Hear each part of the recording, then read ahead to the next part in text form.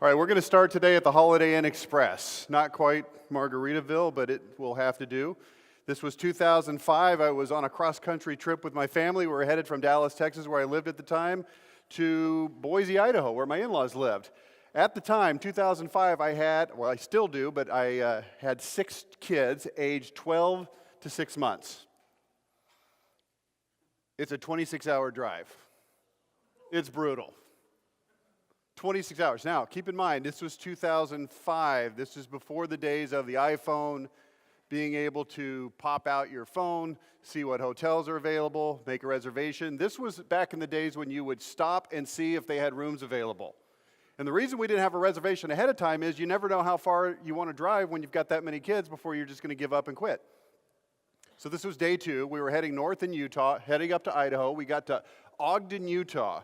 If you know anything about Utah, when you hit Ogden moving north on Interstate 15, you have a decision to make. Do we want to stop now, or do we want to go another 3 hours? Because there is nothing for about 3 hours when you get to Ogden, Utah. It was about 4 o'clock in the afternoon, and we were just done. So we pulled over at the exit where there's all the hotels. You know how they tend to clump together. Wagon Wheel Motel. My wife said, nope. She doesn't do that kind of crusty hotel. Howard Johnson's, nope. 2 or 3 others. Holiday Inn Express looked like it might be clean enough to fit my wife's checkbox. Went in. They did have rooms. We needed to. I started to check in, and as I was checking in, I noticed on the counter next to where I was paying a little sign in a plexiglass holder that said, "Welcome to the Holiday Inn Express, home of the Stay Smart bathroom featuring the Stay Smart Showerhead by Kohler." And there's a picture of a big old shower head. And I thought, whatever. Who cares? There's always signs on, you can't pay attention to everything. But we went and got in the room. The kids start jumping around, making a mess. I look over at the TV. On the dresser next to the TV, there's a sign. It says, "Welcome to your room at your earliest convenience. Check out the Stay Smart bathroom featuring the Stay Smart Showerhead by Kohler," and a picture of a big old shower head. And now I'm a little intrigued. I'm a marketing guy, so I thought, well, let me go check this out. So I go into the bathroom, and sure enough, on the counter, I encounter the third sign. The third sign said, "Welcome to the Stay Smart bathroom," featuring, and actually had a list of 4 things. The first thing was oversized plush bath towels. And I looked over, and they looked kind of big, and I gave them a little squeezer, and they seemed kind of plush. All right, whatever.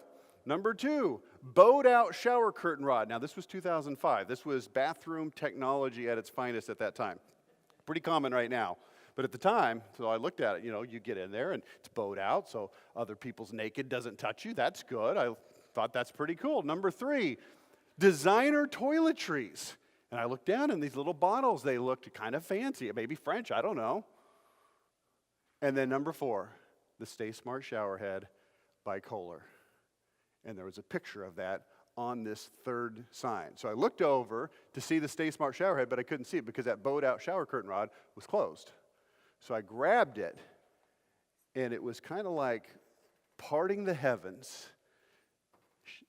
Light shined, angels were singing, and there it was in all of its glory and all of its splendor, the Stay Smart Showerhead by Kohler. And you want to know how I knew that's what it was? Because they put a sign on it.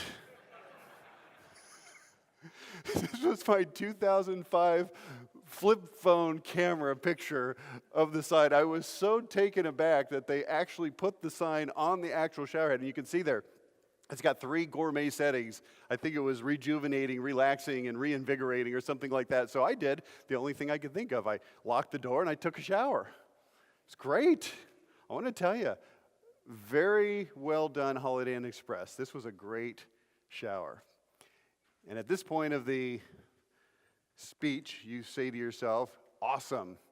And what on earth does that have to do with anything? And the answer is this has everything to do with differentiating your company. Now, I'm going to leave this story. I'm going to set it aside. We're going to come back to it. But here's what I want you to be thinking about. I want you to be thinking about this. Pointing at your shower head in your business. What are the things that you do that you want people to notice, that you want people to pay attention to, that you can point at repeatedly to the extent where they give those things that you're telling them to point at more value in their minds than they otherwise would if you just simply failed to point? Because here's what happened with Holiday Inn Express. I did a little research. Here's what I found out. Not only were they putting signs in the hotels at 4 different spots to get people to notice the showerhead, they were also running television and other kinds of campaigns touting the Stay Smart bathroom, featuring the Stay Smart showerhead by Kohler. You might remember those commercials. They make you smarter. Remember that? The bathroom makes you smarter. Here's what else I found. They did surveys. And here's what the surveys were trying to figure out. They were trying to figure out how much does the marketing influence people's perception of specific parts of a hotel stay. So they did before and after surveys. In the before surveys, they asked people, what did you think about? And then they listed all these different things that are part of a hotel stay. What did you think about the parking? What did you think about the friendliness of the staff? What did you think about your room, the bed, the pillows, the pool, the food, all the different components of a stay? And then they tucked somewhere in the middle, because they didn't want people to think it was super obvious. Oh, what did you think about the bathroom? What about the shower head? And then you could rate it 1 to 5 stars. Before they started pointing at the shower head rated a good solid 4.4 stars. In other words, people said, it's pretty good. After the campaign, they rated the showerhead 4.9 stars. Key point, same showerhead. Nothing changed. Nothing was different. The performance, the size, everything was exactly the same, except they had started pointing at it, and people noticed it. And when people noticed it, they started to rate it as being better than before. This is the premise of everything we're going to talk about today. We're going to talk about identifying and pointing at your shower heads. All right, let's leave that there. We'll come back to it. Let's talk about, why am I here? Who am I? Well, my name is Rich Harshaw, and started a company called Level 10 Contractor. Originally, it was called Monopolize Your Marketplace. I've spoken at CCN conferences, I don't know, what was it, maybe 5, 6, 7 years ago. Spoke at a few of them. I've known some of your members for a long, long time. I actually had conversation with the original owner, but I rebranded my company in 2019 to Level 10 Contractor. Started in '94 as a general marketing consultant, worked with all kinds of companies. Started specializing in this industry in 2005. The only kinds of companies that I work with are home services companies like air conditioning, plumbing, and things like that. But more of my clients are remodelers. Windows, siding, gutter, roofing, kitchens, bathrooms, sunrooms, those kinds of things. Garage doors, got some not as mainstream kinds of things in there, but that's what we do. We're really good at it. Like I said, we used to be known as Monopolize Your Marketplace. Worked with a lot of really big, successful companies. In the introduction, they mentioned that I'd grown my business to $80 million. That was actually a little bit out of context. I want to set the record straight. I do not run an $80 million company, but I have grown companies to $80 million. It was referencing, Hanson's was one of my clients up in Detroit. And they sold their business when it was doing about $80 million in sales in 2017. When you sell a business doing $80 million in sales, it's a nice payday. I have worked with several companies in the $30, $40, $50 million range. My biggest client currently is a group of air conditioning companies in California that collectively do about $400 million in sales. But I also work with a lot of small companies. Work with companies that are in the $1 million range. If you're in the $1 million, $2, $3 million range, what you're going to learn today is going to have a tremendous amount of impact on your company now and into the future. Because what we're going to do today is we're going to try to set a sail that's going to impact your marketing moving forward. If you're in the $5 to $8 million range and trying to, quote, make the jump to $10 million, this is going to be a major impact. If you're a $30 million company, still is going to have an impact. I get calls from larger companies saying, hey, we're good at what we do. Obviously, you don't get to $30 million being dumb. You don't. But we don't feel like we're telling our story in a way that's helping us differentiate ourselves, get the prices that we want, and get the profitability that we want. So that's kind of what we're going to be talking about today, okay? All right. Those are the things that we do. Marketing strategy, website, advertising, TV, radio, Facebook, social media, things like that. Wrote a book in 2019 called Unlocking Unlimited Lead Flow. If you'll notice the sub-headline there, it says, a blueprint for remodeling and home services contractors to make the jump to $10 million or more. I want you to know something about everything that comes out of my mouth, whether it's in a book, whether it's in a podcast. Everything is 100% specific to this industry. This book was written specifically to remodeling contractors. The podcast that I run has almost 600 episodes. It's every single day. People ask me, why do you run a daily podcast? That seems like a pain, and it is. But the reason is because I'm going to cover lots of different topics on marketing, and if you look at a given topic on a given day and it doesn't seem like something you're interested in, guess what? Skip it. There'll be another one tomorrow. Let me say this about this podcast, just to give you a little idea. If there's a marketing topic that you're interested in, that you're wondering about, that you'd like information on, I promise you 1,000,000% it's in the 600 episodes. Somewhere. Search. All right. Here's what we do. Help remodeling and home services companies make the jump to $10 million plus by generating unlimited lead flow. It all starts with the leads. Now, I love CCN because it's not only about the leads. There's a lot of other components to your business. But from my perspective, as the marketing person showing up to give a speech today, we're going to focus a little bit more narrowly in on the marketing part and generating leads. So here's what you want to have happen. On the screen, you see a bunch of green apples. Those represent your competitors. You're the red apple because you're different and you're better, right? There's one guy that shook his head. Yeah, this guy over here, he's different and better. Everybody else doesn't. Do you think you're different and better than your competitors? Thank you. Because if you don't think you're different and better than your competitors, guess what? You deserve to, well, I was going to say you deserve to lose. You deserve to be mediocre. Here's what I've found. Talking to business owners all over the country, you generally tend to find business owners that say, we do things different, we do things better. There's reasons to do business with us. The problem is, it's hard to find out what those things are. This is what you want. This is what you think is happening. You think you're the red apple in the sea of green, but here's what's actually happening. You're just another green apple. Now, I want to be super specific with this. Here's what I did not just say. I did not just say, your company is like everyone else's. I said, from the perspective of the market who pays your bills, it appears that you look like you're probably about like everyone else. This is the worst thing I can imagine, is you actually truly are differentiated and better and more valuable, and people can't tell. Now, one of the things I know that CCN focuses on to a certain extent, I don't know how much, I'm going to say a lot. If I'm wrong, throw fruit at me. Higher prices than your competitors. Here's the great thing about higher prices. Higher prices means higher margins, which means you have more money to do stuff with, like marketing, like human resources, like running your business the right way, like profit. And if you've got higher prices, your business is going to run a lot more smoothly, but it's hard to get those high prices. Let's talk about sales for a minute. I don't get into the realm of sales training. It's not my thing. I'm a fan of it. I believe in it, and I think it's important. But here's the problem with sales training. Let's say that there's a spectrum from A to Z. A is where a prospect very first entertains the idea of maybe buying whatever it is you sell. Let's say that you sell roofs, and the prospect is thinking, yeah, maybe I need a new roof. Could be anything, but we'll just use roofs.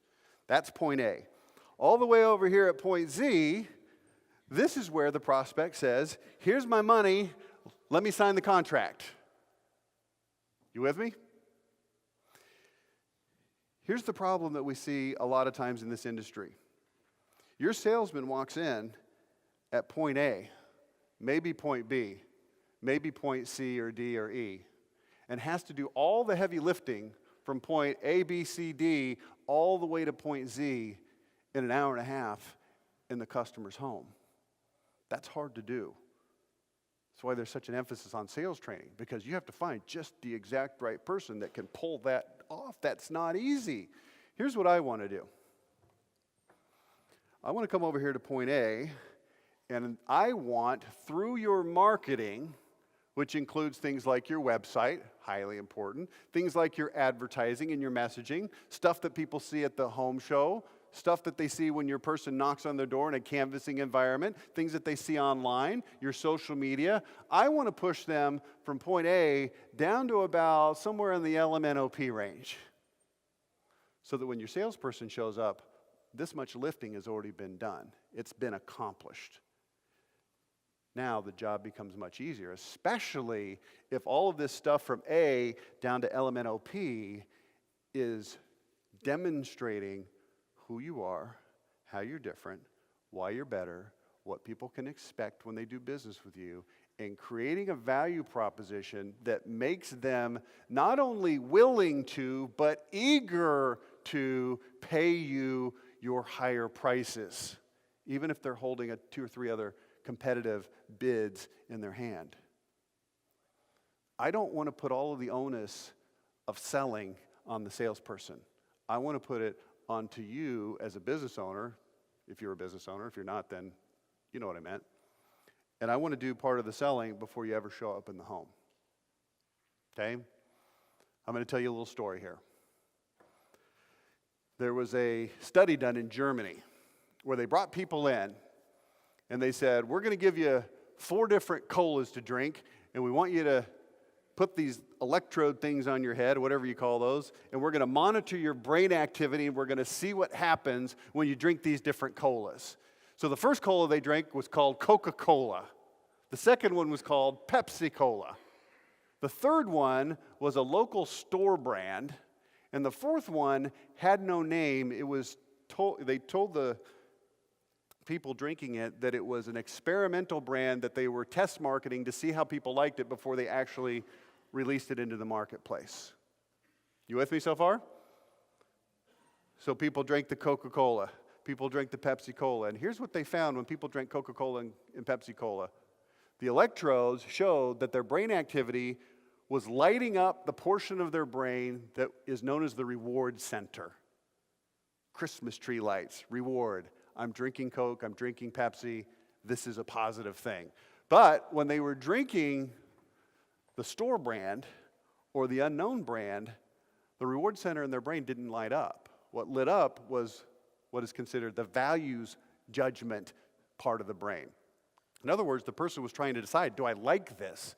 And they were evaluating it based on different factors in their mind. What does it taste like? What do I know about it? Now, here's the question. Would you rather have people have the reward center part of their brain light up or the value judgment part of their brain light up? This story has a punchline. In all 4 circumstances, they were actually drinking the same cola.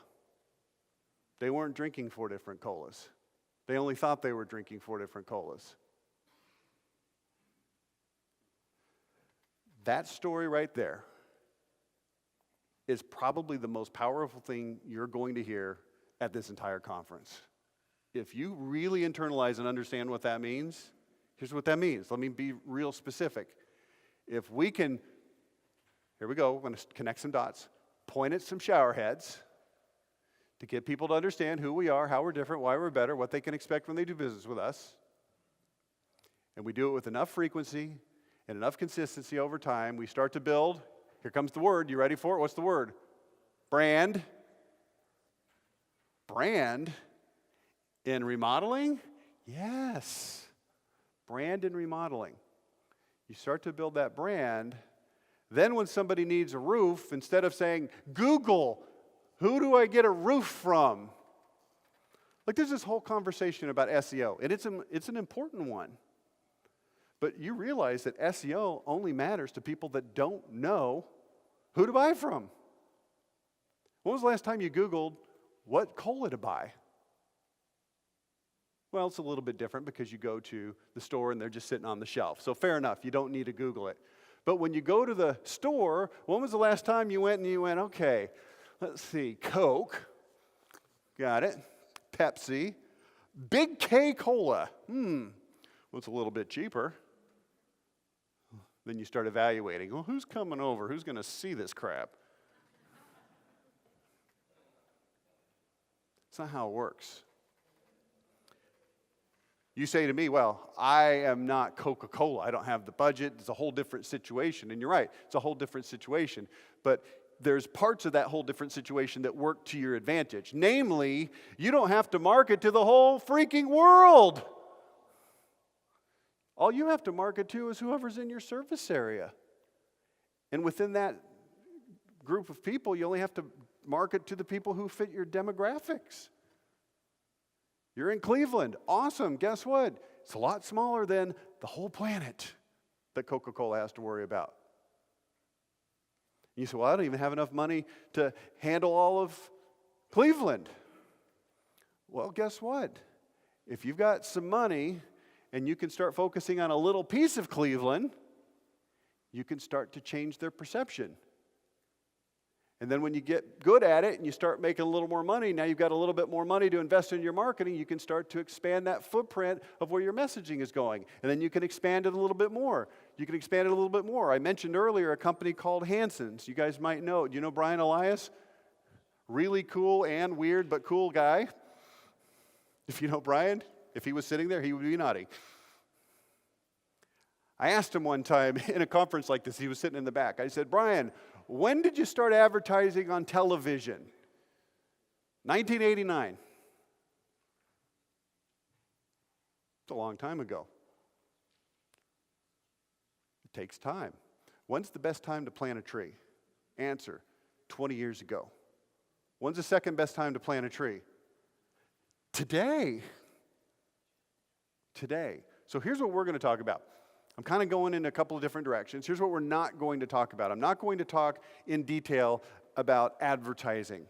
I'll give you some examples of some stuff in a minute. That's a whole different conversation, though, advertising. We could talk about radio and television. We could talk about Facebook. We could talk about YouTube. Lots of different ways to advertise. There's also a whole other conversation called search engine optimization and how to get to those people that don't know who to call. But today we're going to go to the foundation, the heart of the matter. We're going to talk about how to differentiate so that when you go and you start advertising, when you start creating your website, you're saying the right things to move that needle. So we're going to the foundation today. This is the core element, okay? Here's what I found. Most marketing, it's full of platitudes. What's a platitude? Words or phrases that are drearily commonplace or predictable that lack power to evoke interest through overuse and repetition. But they're stated like they're original or significant. Have you heard any of these before? We got the best service, highest quality, largest selection, free estimates. Here's a good one, family-owned business. Why would somebody care if your family owned the business? Well, it's because we're going to treat them better. Automatically? That's the connection? I don't know. In business since 1431 BC.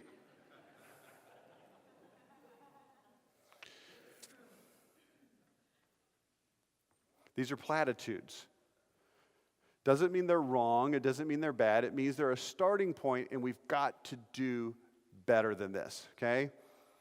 If you use platitudes primarily in your marketing, you start to look like all your competitors, your websites, home shows, print ads, all of the usual stuff. It all starts to look like your competitors, okay? Your apples all kind of look the same. Let's do a quick Google search. I recommend that when you go back to your office, that you go to an incognito window, because if you don't, Google will pull your company up first and you'll think you're killing it in search engine optimization, but you're actually not, because Google just knows that you've been to your site 1,000 times. Search for what you sell, like a customer would. Double pane, double hung windows. Click on the results. Here's what you're going to find. A lot of platitudes. A lot of companies that look awfully similar to one another. I spoke at a James Hardie conference. So I pulled up some James Hardie companies. This is when I lived in Dallas. I live in Utah right now, but I lived in Dallas. So I pulled this up. I wanted to see what comes up when you type in James Hardie siding in Dallas. Here's what comes up. Allied Siding and Windows. Since 1988, Allied Siding and Windows has serviced over 40,000 satisfied customers in home improvement projects in Texas. Allied Siding and Windows installs more hardy plank siding than any other company in Texas. Do you believe that's true? I'll tell you this, every single Ford dealership is the largest one in Texas. All of them. I know, I lived there for a long time. I saw all their commercials. They're all the largest Ford dealership. Somehow all of them are. It's amazing. Did you guys realize that objectively speaking, Papa John's Pizza, because it has better ingredients, actually does have better pizza?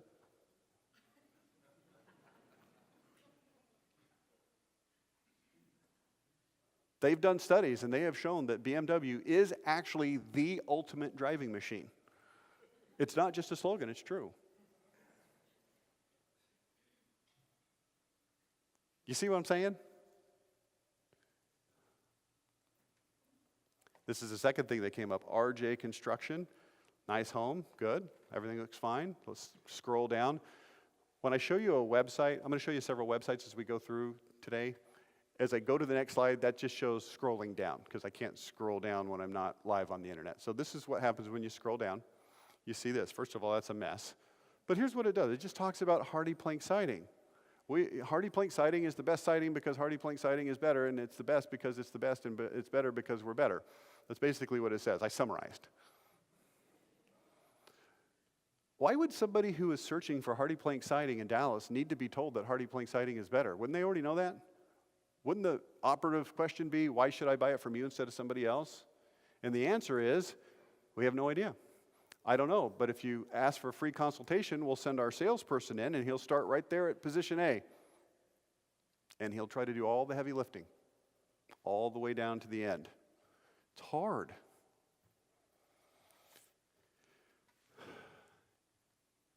Anybody ever see Charlie Brown cartoons, holiday specials? Some of you are a little bit young, so you don't know, but I'm not looking at anybody in particular to say that you're probably old enough to remember.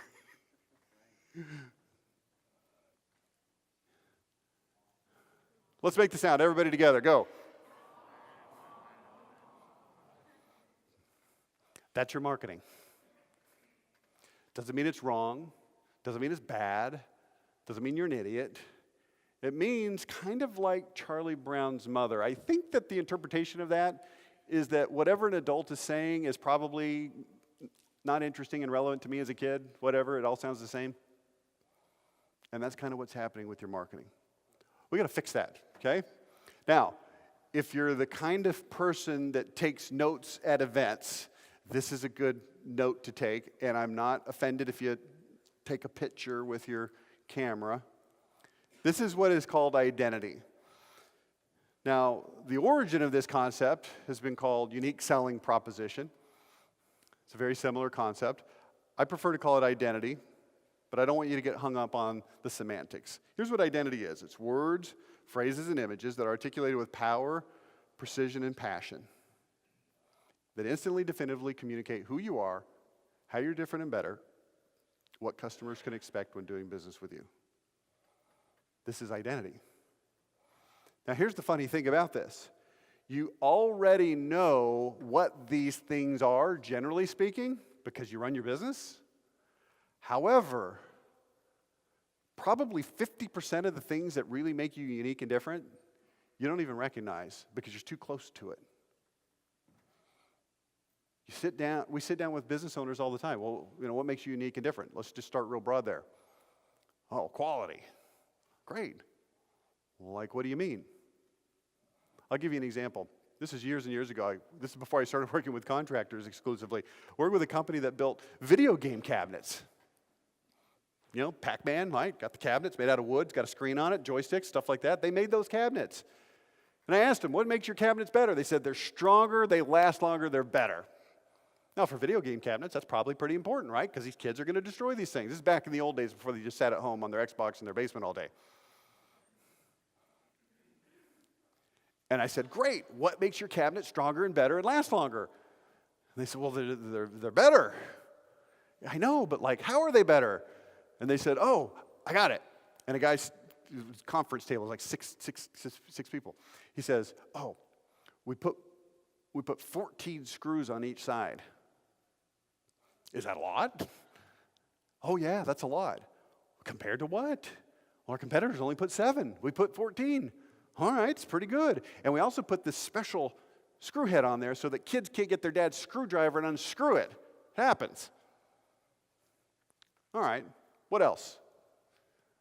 Well, they thought about it. They said, oh, cleat and bracket construction. I was like, I don't even know what that is. And so, well, it's like where it comes together on the edges, it's got cleats and brackets and they holds better. I said, okay. So what about your competitors? No, well, they do that too. That's just how you do it. You can't actually build a cabinet without cleat and bracket construction. Okay, so it's probably not a big deal then, right? No, not really. Well, what else? Like 15 minutes later, a dude puts his hand up and he's like, well, we use dowel rods. I was like, okay, I know what a dowel rod is, but in this context, what does that mean?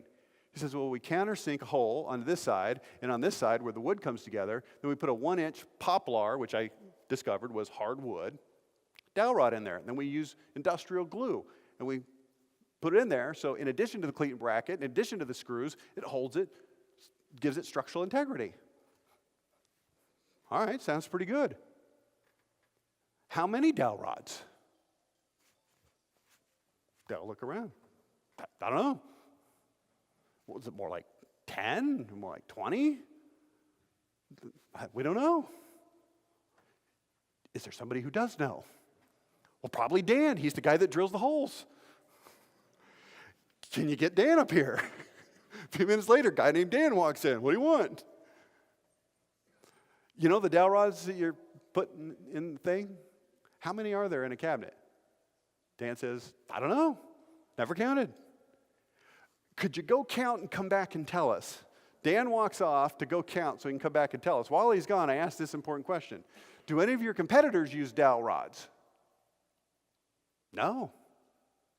None of them? No, none of them. Why not?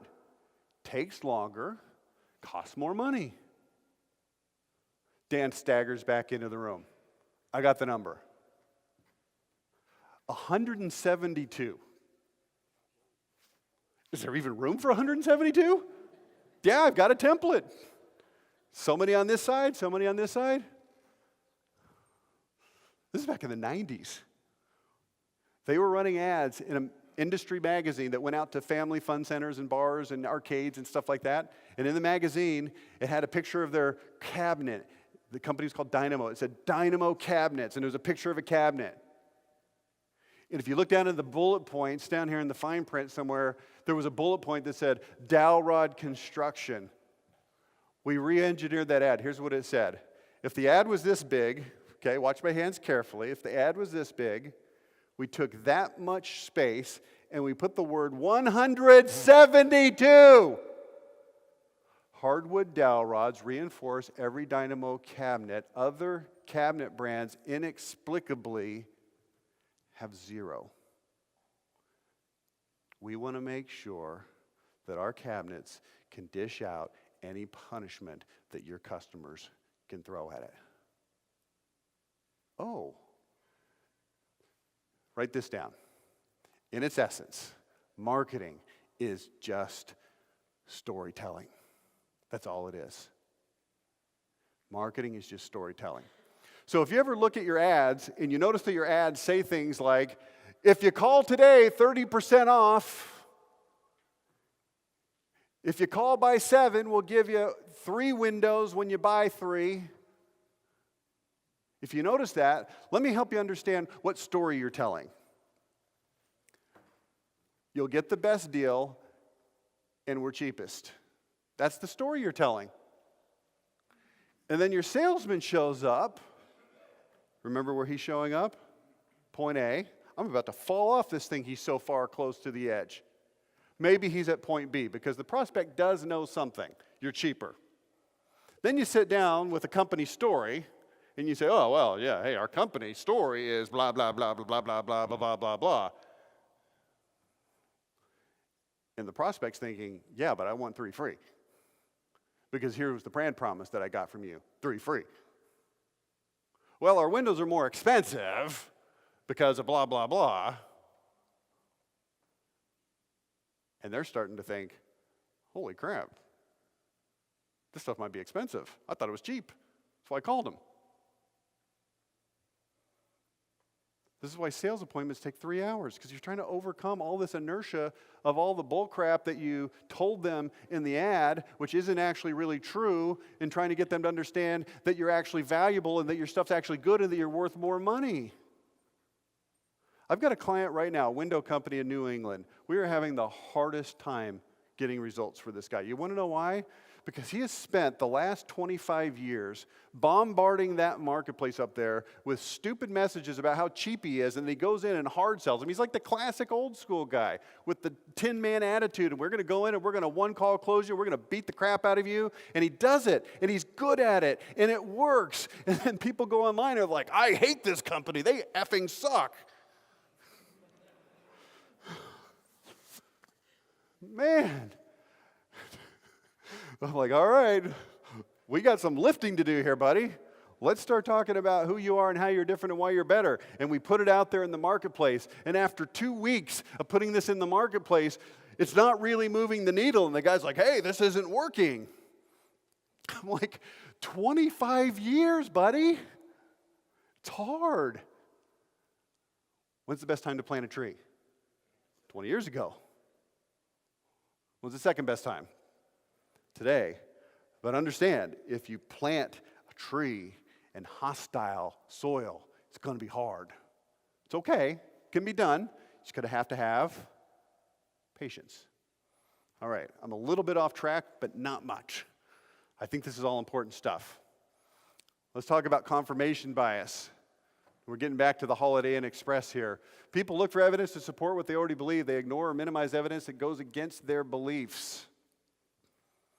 We see this in every facet of life. The most obvious place where we see this is in politics. What do you think about this guy? Yay! This is not a political conversation. Because what do you think about this guy? No, don't say it. It doesn't matter. It's irrelevant. I went on to LeBron James' Twitter the other day. I wanted to see what people were saying about his tweet about the shooting. And here's what I found. There were people that were saying, I hate LeBron James. He sucks. His sponsor should kill him. And it was a lot of people. And then right below that, there was people that were like, you don't understand. LeBron is right. Here's what can happen. You can watch a video of somebody stabbing somebody and getting shot, and your conclusion of what you're going to think about that will be almost exclusively influenced by what you already think. You realize that, right? And then we like, well, they're wrong. No. 25 years of thinking away. It's hard to overcome. Not having a political conversation with you right now. I'm having a marketing conversation with you right now. And it happens to be a political conversation because psychology of how people think and make decisions, it's the same in all aspects of your life. People look for evidence to support what they already believe. They ignore or minimize evidence that goes against their beliefs. This is why if you've been telling the market for 25 years that if you buy 3 windows, I'll give you 3 free, that's what they think. Here's the great thing about what I'm talking about today. And here's why I really want you to take this journey with me called identity. You have an opportunity to form the opinions in people's minds and lead them to believe what you want them to believe. I'm not talking about lying to people and being dishonest and making people believe stuff that's not true. I'm talking about how, okay, let's just get this out of the way. If you're in this room and you're a member of CCN, you're already a cut above. Nobody joins CCN because they're like, yeah, we suck and we screw people and maybe they can show us how to do it better. That is not how CCN works. You're here because you're trying to, it's like a pursuit of excellence kind of thing. I think I'm right with that. Yes? Give me some confirmation here. Thank you. That's my belief, confirmation bias. If that's the case, here's what we've got to do. We've got to find your story and tell it better. Because the story's already good. We just got to tell it better. And then we can start to influence what people think about you in a positive way. In a positive way. Okay? And that was a problem just now with the animation. It was supposed to put up the picture of the sign hanging from the Holiday Inn Express shower. So just put that mental image. That's confirmation bias, right? Here's a shower head. It's awesome. It's big. It's better.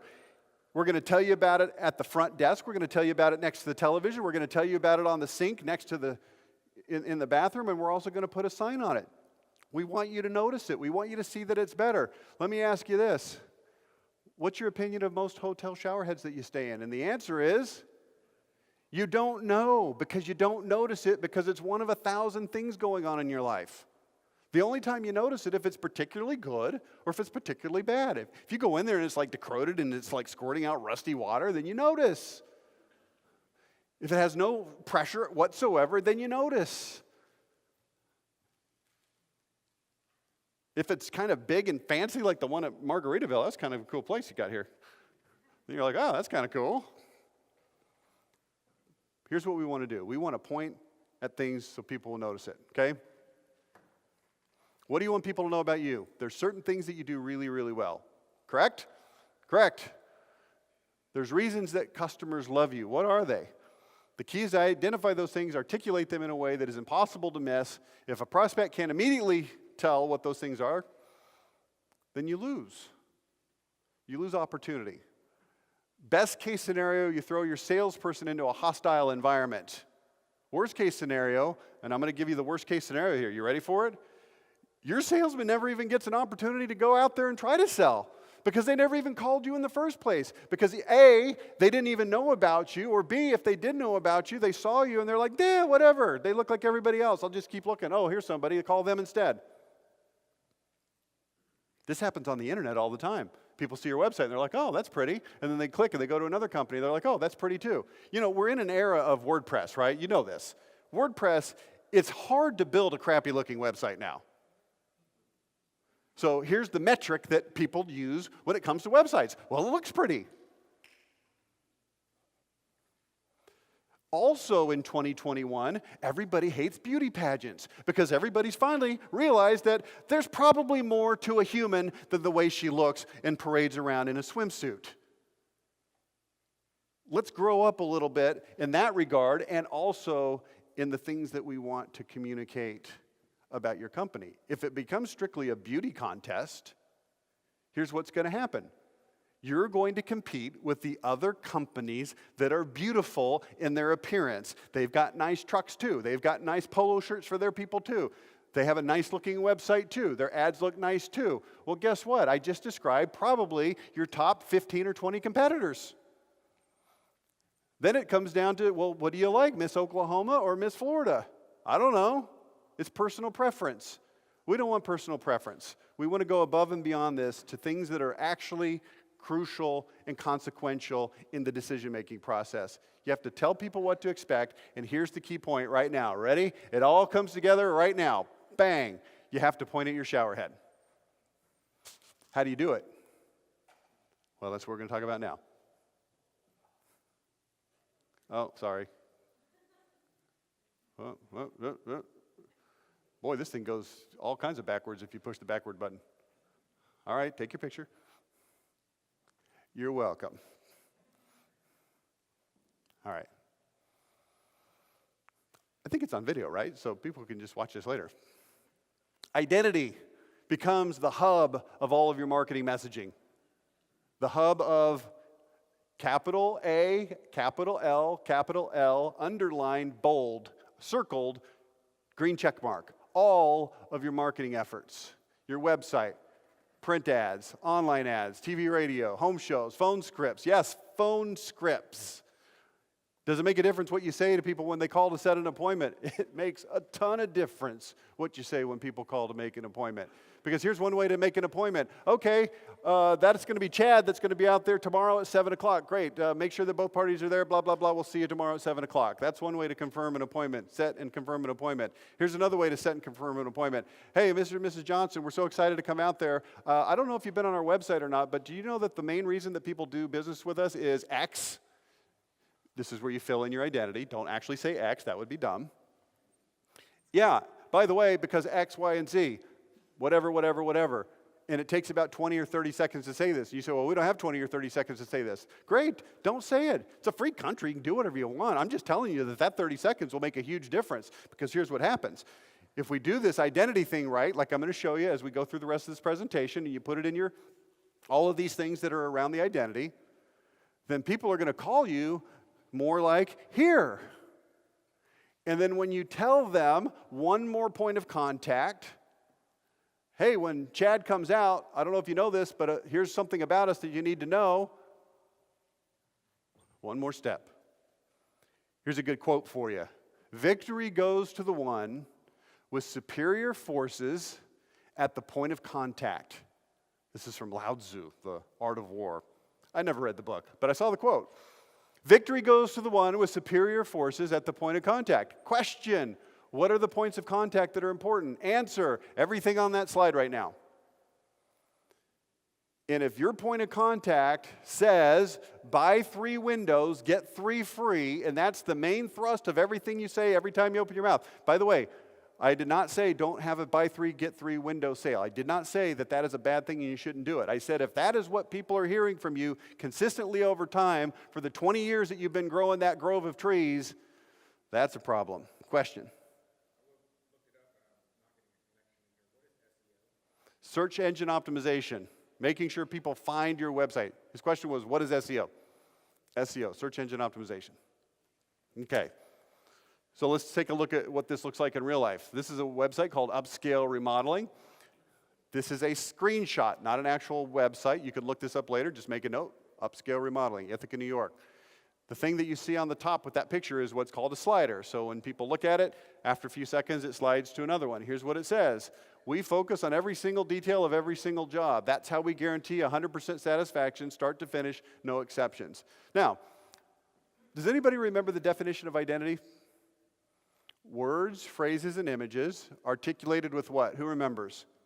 Power, precision, passion. Yes or no? Then it slides to another one. If we scroll down, we see this. Welcome to stress-free, quality first, not done until you say it's done remodeling. Successful remodeling does not happen on accident. It's deliberate, measured, and absolutely on purpose. We're sticklers for details. We obsess over perfection. So we're not the fastest. We're not the cheapest. What's this called? Price conditioning. Do you want to know what the number one reason that your salesman doesn't close on the first call? Do you know what it is? Sticker shock.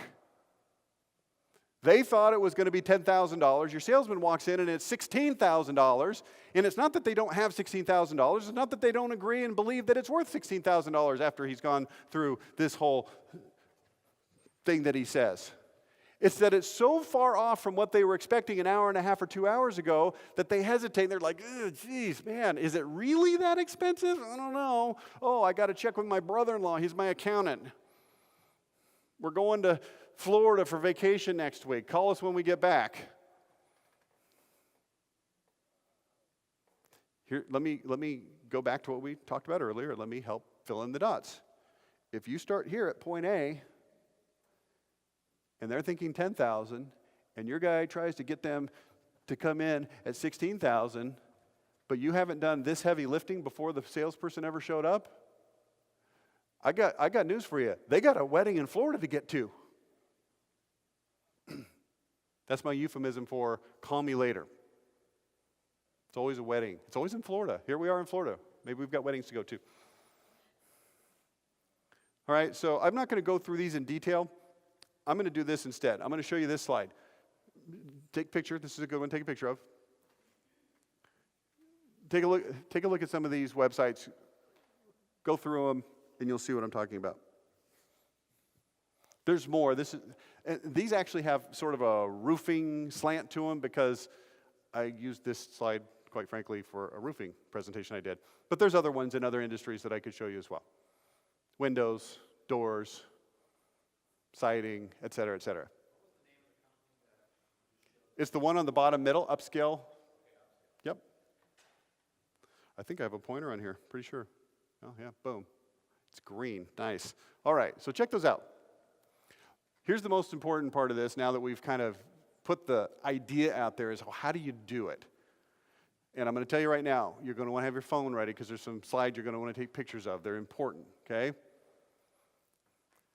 Here's what we're going to do is identify 2 to 5 points from what I call the 5 pillars of identity. I'm going to show this to you in just a minute, the 5 pillars of identity. Then you're going to find stories, examples, and comparisons to bring the identity points to life. You're going to write blog posts to tell the stories that you're going to put on your website. That will benefit humans and Google. Then you transform those blog posts into videos, advertisements, social media, things like that. Starts with finding the points and then telling the story. So let me go through this process with you. The 5 pillars of identity. This is based on decades, literally, of work in the industry, knowing what the typical kinds of things are for remodelers.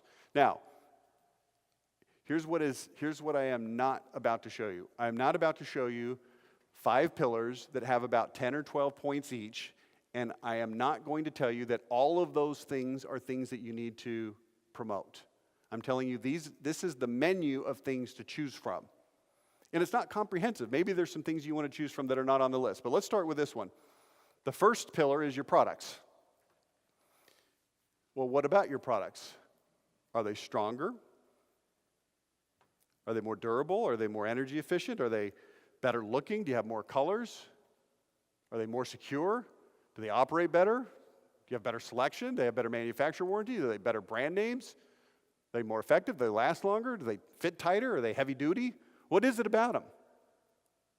Now, if you're a kitchen remodeler, then maybe some of these things don't really apply so much because it's more about your workmanship than the products. But if you're selling siding or roofing or windows or gutter protection or sunrooms, bathroom type products, then products are going to be important.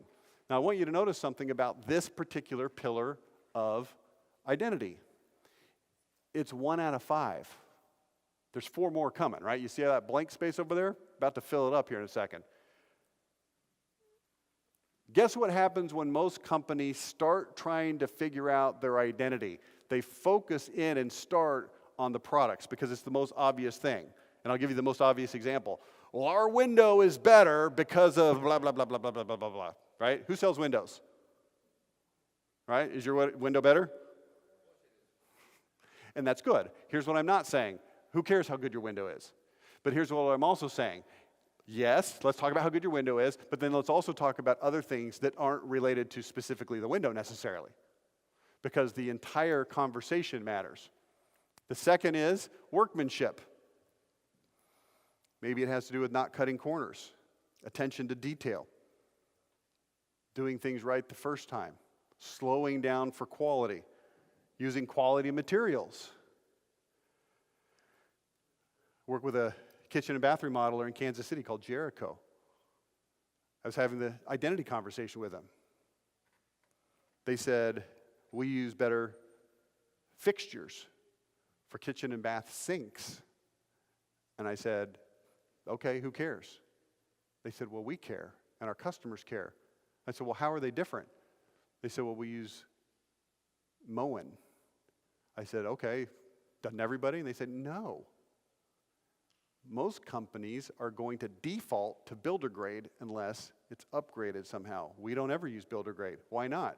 Because they suck. Well, what do you mean they suck? Well, they suck because they're made out of crappy materials. Well, what do you mean they're made out of crappy materials? See how this process, it's a Socratic method. Well, they're made out of a lot of plastic. Ours are completely metal. Really?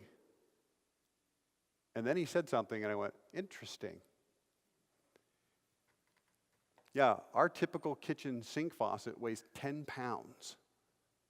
Our competitors are going to use plastic Chinese ones that are 1.5 pounds. Now, you could upgrade from that to something better, but that's where they start. He said, we would never dream of selling that thing. So then we write a blog post and we write a commercial. And guess what the commercial says? When it comes to kitchen remodeling, most people want to know, how much does it cost? Here's a better question to ask. How much does it weigh? Because the weight is a definite indicator of quality. At Jericho, we only use faucets and fixtures from Moen. They're solid steel. They're made in America. The average kitchen faucet weighs 10 pounds. Our competitors use cheap, imported, plasticky Chinese stuff. It weighs 1.5 pounds typically. Remember what I said earlier? I said, write this down. And then a lot of people wrote it down. Marketing is storytelling. This story about 10-pound faucets, it's exactly the same story as 172 hardwood dowel rods. It's just for a different company in a different situation, but it's the same process. So here's the question for you. What are your shower heads? Okay? Experience, worker oversight, no subs, training, installation standards, warranties. The third pillar of identity, bedside manner. This is how you treat people. Punctual. I have an HVAC client, very large company. One of their core values is punctuality. You know how many times they've been late for a call with me? In 5 years, about 20 times they've been late for a call, and every single time they have texted me and said, we're running a couple minutes late. Instead of 3, we'll call you at 3:02. And then at 3:02, the phone rings. They fine their managers $10 for every minute they're late going into meetings. Guess how much they collect in fines in a typical year? None. See, this is because it's part of their identity, and they actually, truly do it. But here's what's cool, because now we can go out and we can tell stories. We can tell stories like, we charge our managers $10 for every minute they're late. Here's why, because we want everybody in our company to know, from the receptionist to the executives all the way to the technicians who are coming to your house, that being on time is 100% important. And people hear that and they go, wow, must be important. Core values, integrity, respect, compassion. This is not an exhaustive list. This is a list that I want you to consider and think about. What is your company's core values? And then finally, culture and reputation. This is kind of the catch-all for stuff that didn't conveniently fit into the other 4 pillars. Your culture, community outreach, reputation, financial stability, origin stories, online reviews, financing, awards, associations, stuff like this, okay? Now here's what I want you to do. Look at the bottom there. Select the top 3 from each pillar that most closely maps to your company. This is a real thing. I want you to do this. This is where it all starts. Out of each of those 5 pillars, what are the top 3 that map most closely to the DNA of your company? This is where it all starts, right here on this slide. All right, I'm assuming that everyone got that. And then we go to something called the trust pyramid. All right? The trust pyramid at the bottom has identity points. I've earlier called these platitudes. I'm also going to call them identity points, but this is a foundation. This is where we start. The next thing on the trust pyramid is stories, examples, and comparisons. This is the difference between saying our cabinets are stronger and saying our cabinets have 172 hardwood dowel rods and they're drilled by a guy named Dan, and here's how it affects the longevity of the cabinet. This is the same thing as saying our competitors have a 1.5 pound faucet. We have a 10-pound faucet that's made in America. Stories, examples, comparisons. This is where the rubber hits the road, right there. This is where your identity starts to really bloom into its full, butterfly? I don't know. Couldn't think of a word. Above that, you see social proof. Social proof is testimonials, reviews. This is other people saying that they have had experience with you. Now, here's the problem with most reviews. Most reviews say something like this: we used Jericho Remodeling and they were awesome.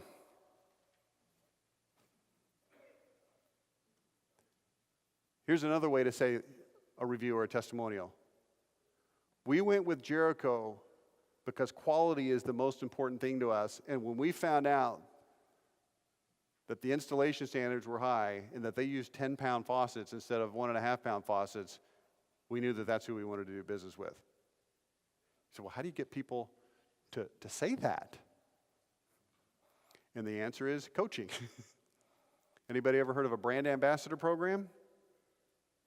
This is something that we need to have a talk about a little bit later, not today. Brand ambassador is a guy that goes in after the sale, sits down with your customers and says, how did it go, Mr. and Mrs. Johnson? And they say, it was fantastic. And the brand ambassador says, could we get you to leave a review on this iPad right now? Tell me, Mrs. Johnson, what is it that you liked about Jericho? And then the customer says, well, I like blah, blah, blah. Oh, what did you think about the 10-pound faucet? The 172 hardwood dowel rods, the whatever your identity is based on. Would you mind saying that in the review? Would you mind if I got a picture of you next to your new kitchen? Would you mind if you held this sign up that says, I'm 100% thrilled with Jericho, my new Jericho kitchen? And then we put that on social media. And when other people are browsing social media, this comes up, and we start to push them along this line. Not just, hey, I love Jericho, but hey, I love Jericho because of X, Y, Z, ABC, identity, identity, identity, right? We're telling a story. Always be telling a story, okay? Start with identity-based blog posts. I said this earlier, now I'm going to show you how to actually do it. Create an engaging identity-based blog post that should tell stories that build trust. Wait, I need to go back to the trust pyramid. I didn't quite finish that up. Above social proof, we have evidence. I'm not going to touch on that in too much detail, but we could actually create evidence. We could create a video that says, here's our faucet, here's a scale, here's our competitor's faucet, oh yeah, look, 1.6 pounds. Yeah, I guess we exaggerated. It's not 1.5 pounds, it's 1.6 pounds. Sorry. Now let's see what happens if we throw it at a drywall wall. Bounce. Here, now let's take this one. Hole. So why would you do that? Because I'm trying to show evidence that it's freaking heavy. Let's get a Sawzall and try to cut ours and watch it ruin the blade, and let's try to Sawzall theirs and see what happens. You see what I'm saying? Telling the story. And then at the very top, PE. This is not gym class. This is personal experience. We want the personal experience when your salesperson shows up and is in the home to be 100% consistent with what they thought and what they've been led to believe through the marketing process. Here's the problem. If you don't have a strong identity like we're discussing today, the entire pyramid becomes PE. Remember? That's the salesperson showing up at spot A on this spectrum and saying, all right, I hope you got 3 hours because I got a lot of work to do. Beating them into submission. Okay, got him. I'm kind of making light of it, and I know I'm not serious, but you also know that I actually am serious. Remember my client in Massachusetts, 25 years of beating people to a pulp? It matters. Okay? All right, so now we're going to get to the blog post part of this. Tell stories that builds trust. You want to create interesting, curious type headlines, and then you put headlines on every web page so that people can't miss them. The result is that people will dig through your website. Why would you want people to dig through your website? Well, because if they're digging through your website based on interesting, curious, identity-based headlines, they're going to start to fall in love with your company, and dwell time is going to go up. Dwell time is a really important metric for search engine optimization, SEO. We can have a whole hour-long conversation about SEO. I hope we do someday, but here's how it goes in the very, very short version. The algorithm that Google has to try to figure out who gets ranked highest is highly dependent on what site do other people like the most. And Google uses factors to try to figure out how much relevance and interesting stuff is on websites. And the number one factor is, well, how long do people stay on the site? How long do people stay on the site? If they stay for a long time, then people must like it, and then Google's going to push it up in the rankings. How do you get people to stay on your site for a long time? Well, have interesting, relevant information that is based on your identity. You don't think somebody's going to stay on your site if you've got a video of you chucking a frickin' faucet through a wall? Oh, nobody will watch that. That's juvenile. Meanwhile, 10,000 views. People will fall in love with your company. Google will push you up the rankings. Everything is going to be good that happens. Everything. So this is why we start with the blog post. This is not the final thing. This is where we start. Because now, if we've got a blog post that tells the story, we can now take that blog post and we can now put it into everything else that we want to put it into. So let's look at a few examples. All right, this is a company called Solid State Construction. This is a blog post called Anatomy of a Remodeling Sales Gangster. Now, again, remember, as I go through these slides, it just represents scrolling because I can't actually scroll because it's not a live internet feed. So we have a definition of sales gangster. A remodeling salesperson with a mobster mentality who uses underhanded sales tactics, high pressure, and deceit to force you to buy the last person you'd ever want to invite in your home, the total opposite of a solid state construction project consultant. See diagram below for details. And then as you scroll down, you see this. Telltale signs you're dealing with a salesman who chooses high-pressure solicitation over customer education. And then if you scroll up to see the whole photo, you see this. It's a photo of it's not a photo, it's an illustration of a sales gangster. And we talk about his eyes and how they're shifty, and his watch is going to spend an hour and a half to 3 hours in your home trying to twist your arm. And if you keep scrolling down, you see Anatomy of a Solid State Project Consultant. And it has all the same elements, ears, mouth, watch, hand, etc., but it's actually good. It's favorable. His ears listen to you to understand. Let's go back. This guy's eyes sizes you up like a lion preying on a gazelle. Our guy, ears, listens to you to understand what you want. Mouth discusses your needs and provides expert advice without fast-talking sales games. Now, here's what we're doing. All the way back to the very beginning of this presentation, Holiday Inn Express, the shower head, the sign on the shower, we're pointing at the shower head. In this particular case, can anybody identify what the identity point is? No sales pressure, which would be found conveniently under Identity Pillar 2, Identity Pillar 3, bedside manner. No sales pressure. This is what it actually looks like. Here's one for a company called Exterior Pro. We paid $629.54 for new flowers after our roofers ruined our old ones. Our roofing crew damaged the customer's very valuable flowers, so we foot the entire bill for new ones. And then it tells the story. We don't have to read this in detail. You can go to their website and you can look this up and read it yourself. On this occasion, a really expensive accident happened. Fast forward a few weeks, and we got a bill. We paid it. In the end, all was well. There's photos. It's broken up. And at the bottom, you can also see there's related posts. We're trying to get people to see that there's other things. So after they read this article about stepping on flowers, now, here's a good question for you. Why are we telling this story about stepping on flowers? What do you think the identity point is? Let's try to reverse engineer this. Core value, integrity. Core value, integrity. People say to me all the time, oh, we have core values. Well, okay, what's your core value? It's integrity. Okay, well, give me an example. Because if you can't give me an example of what integrity looks like when it's actually manifest in real life in your company, then it's just a word. It's not actually something that is a core value. Oh, well, we stepped on the flowers and then we fixed it. We made it better. And you tell people that story, and after they hear that story, guess what they say? Wow. Yeah, of course things go wrong. And this company not only has the cojones to admit it, but they showed us what they did to make it right. That's really cool. This is the kind of company I'd like to do business with. Now, what if you went on the radio or on TV and said, man, you know what? we do 1,000 jobs a year, and 995 times everything goes great. But once in a while, man, this particular case, this customer had this certain blah, blah, blah, whatever it is, flour, and our workers were just no excuses. They just weren't paying attention, and they ruined the flowers. When I found out, I was devastated because we never want to treat people's property like that. But as soon as I found out, here's what I did. I went out to the homeowner. I gave them, whatever, blah, blah, blah, $629. It was an expensive lesson to learn, but one that I would pay every single time, 1,000,000 times in a row, even if it bankrupted my company, because here's why. That's how we treat our customers. Now, you start planting that seed in the soil, frequency and consistency being the fertilizer and water for growing marketing. And after a while, people hear that, and they hear that, and they hear that, and guess what? They say to themselves, I need new roofing. I need a new roof. I'm going to call that company that steps on people's flowers.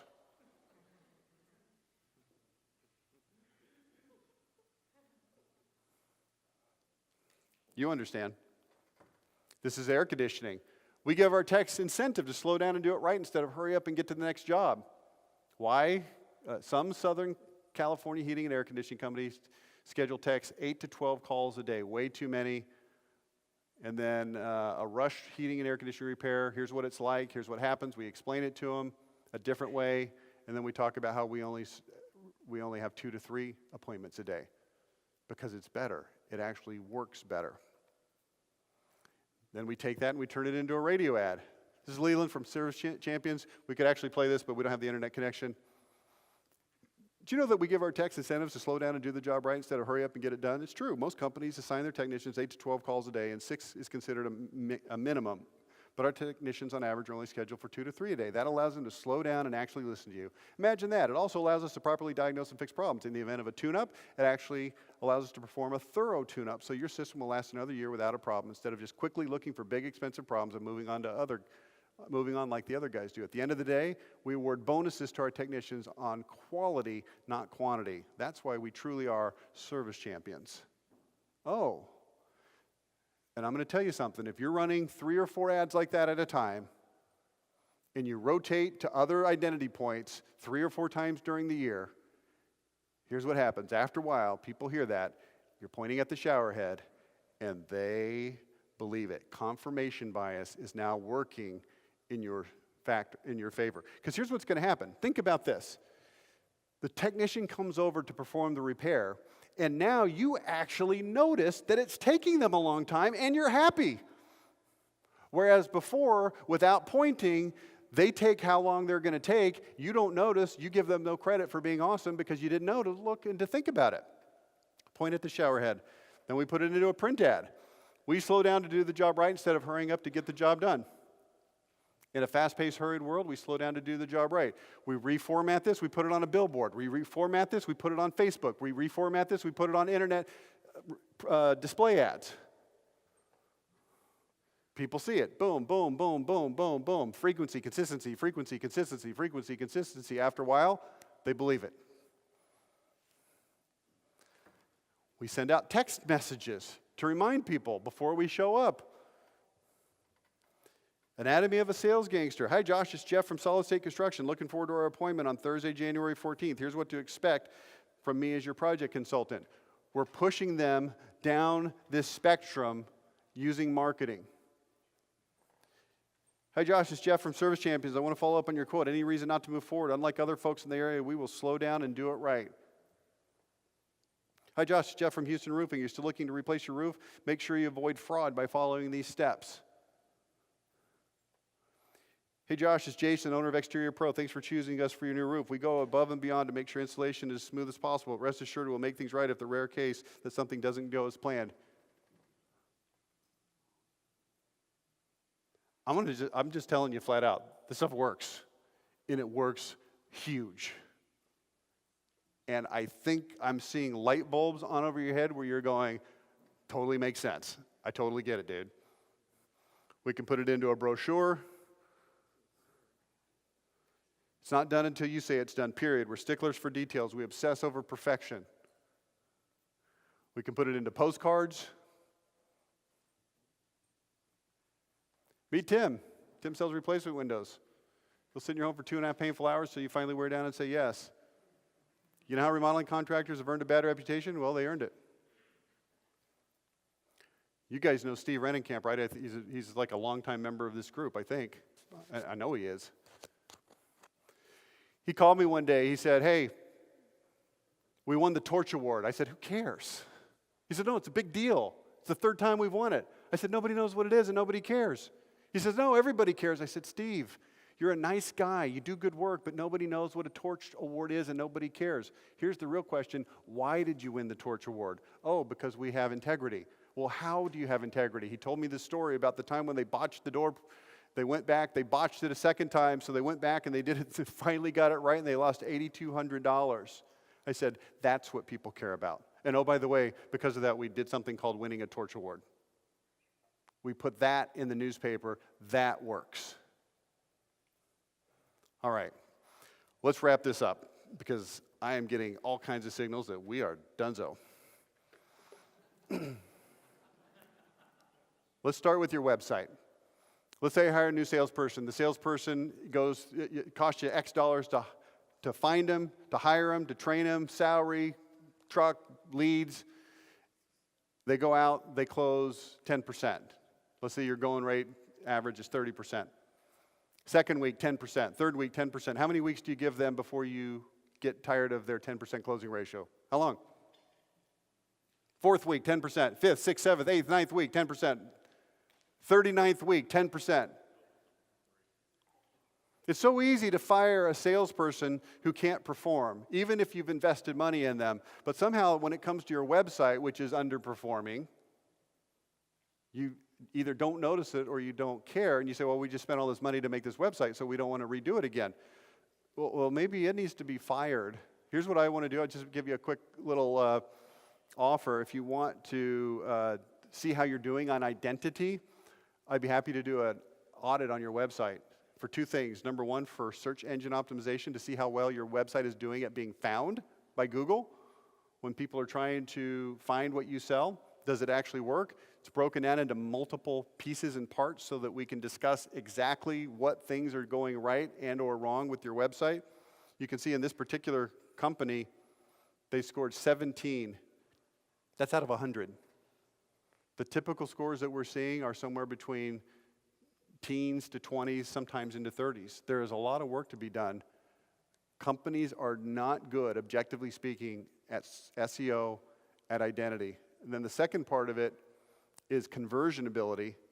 And if you look at that, identity, diggable content, social proof, engagement.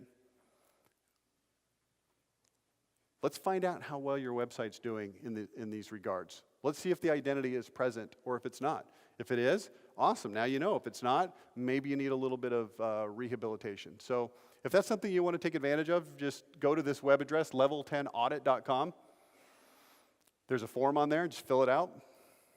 And it'll go to my SEO team. Somebody will contact you to confirm a time to go over the audit.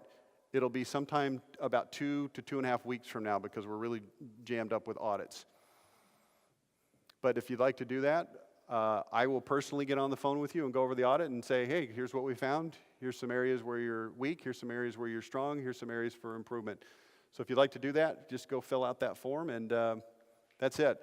I was going to take some Q&A, but I think we're out of time, so I think we'll just go ahead and end up here. If anybody wants to talk to me, I'll be mulling about, so I'd be happy to talk to you then. Thanks, y'all.